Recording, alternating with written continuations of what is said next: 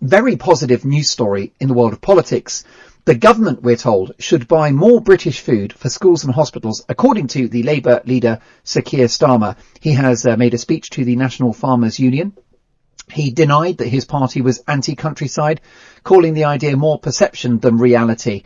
And I think we can get behind the idea that buying British is the way to go, because our produce is world class. Delighted to welcome Luke Pollard, Labour's Shadow Environment Secretary. Hello, Luke. Hi, Mark. Yeah, this is a message we can all get behind, isn't it? Buy British, because our produce is fantastic, and it's amazing how much we make in this country, and we don't have to export all of it. We should enjoy some of it ourselves. Absolutely. I mean, Britain has some of the best food and drink in the entire world. We have incredibly high food and farming standards. And what Keir was saying in his speech to the National Farmers Union today is that we should be, as a country, growing more of our own food as a nation, but we should also be buying more of it. Yes. That means not only promoting local produce, but it means looking at how much the state buys. So it's about nearly £2.5 billion a year that the government buys in catering. And not all of that is spent on British produce. And what Keir was arguing today is if we are to genuinely shift the dial as we come out of the pandemic, if we are to support our British farmers, we not only need to make sure they're not undercut in any future trade deals, of course, but we need to get behind them and support them, because we know that they've had an extraordinarily difficult time, not just because of the pandemic, but because of disruption in their main export market, which is to our friends in the EU. And we know that the closure of restaurants and cafes has really affected the amount of food being purchased, even though there has been an increase in the amount of food being bought in supermarkets. We need to get behind our farmers, and I think that is a message that I hope the entire country will be able to get around, not just buy British, but think about your local area. I'm a West Country lad. I like not only buying British, but I like to buy stuff from the Southwest. But how can we buy more local produce, supporting more of our farmers, and at the same time cutting food miles, cutting that carbon intensity of food production, which is one of our most carbon intensive sectors as a country? Well, I think it is a fantastic move from the leader of the opposition. He has spoken up in the past about food standards. I can get behind that message, because the problem you have is that if we lower food standards in our kind of global Britain projects, you will hurt British farmers the most. Absolutely. And it's really important to say that, you know, the high food and farming standards that we have is the result of decades worth of effort by our farmers, decades worth of effort by campaigners to make sure that we have these high standards. Now, I kind of believe the government when they say they don't want to get rid of those high food and farming standards as they currently apply to British farmers, at least currently. But where there is a real risk is opening a back door in future trade deals that will allow food produced to lower standards abroad. And if it's produced to lower standards, that means it's generally speaking lower cost.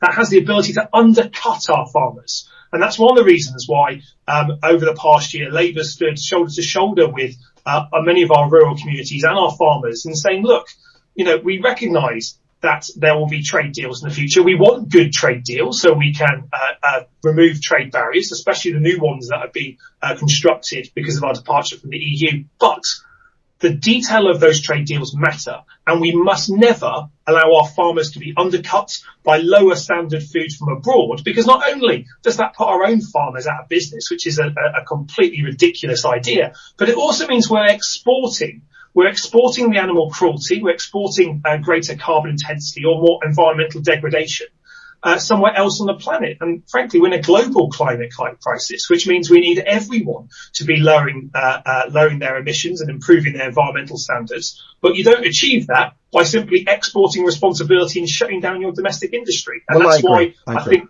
that message is so important, that we preserve our high standards and we don't let a back door open to lower food standards. I think this is a very strong position for Labour to take. In the end, we all want that trade deal with countries like the United States, and I think it will come, and I'm very enthusiastic about global Britain.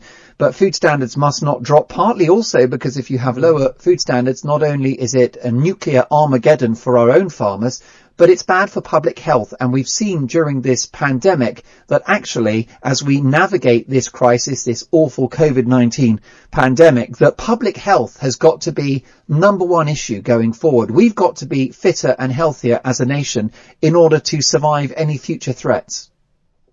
Yeah, and I think we need to look again at our national relationship with food. Keir said that our relationship with food has become unhealthy in his speech today, and he's right. If you think about what's changed over the pandemic, there has been that renewed focus on health and well-being, which is long overdue. More people have learned cookery skills than ever before. Now, I'm useless at making banana bread and sourdough, so I'm not an expert on this, but I can see people that have really got into it. But there's still far too many people that are struggling to afford food. And also, at the same time, far too much food that's going to waste. Far too many microwave meals, not far too few cookery skills of people knowing how to use fresh fruit and vegetables. Luke, not wanting to interrupt you, but before you run, I don't know if you're still in touch with Tom Watson, former Labour's deputy leader. Are you still in touch with Tom Watson?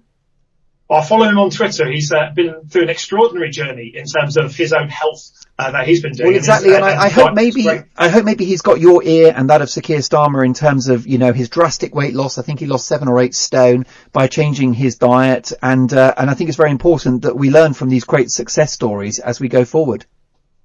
Yeah, I mean, he's a good role model, and actually it is role models that have really inspired so many people. If you only look at what Marcus Rashford did in terms of starting that national campaign about feeding hungry children during school holidays, there is a real opportunity here. Jamie Oliver led part of the campaign around making sure our farm standards are protected. Yeah. We do need those role models to work, but at the same time, I think we need to look at our food system as a whole.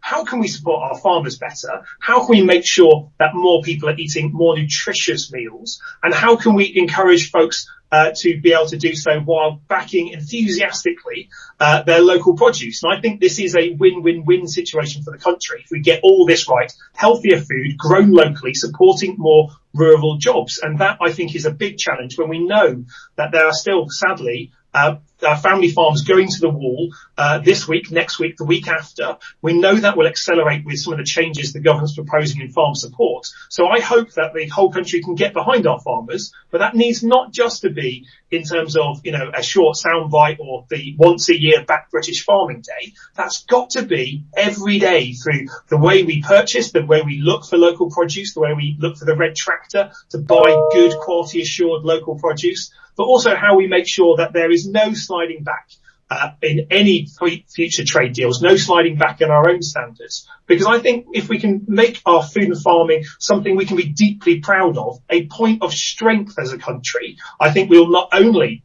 deliver better jobs for rural communities, we'll eat healthier food, but we'll be stronger and happier as a country. It sounds good. Luke, I'll let you go back to the banana bread.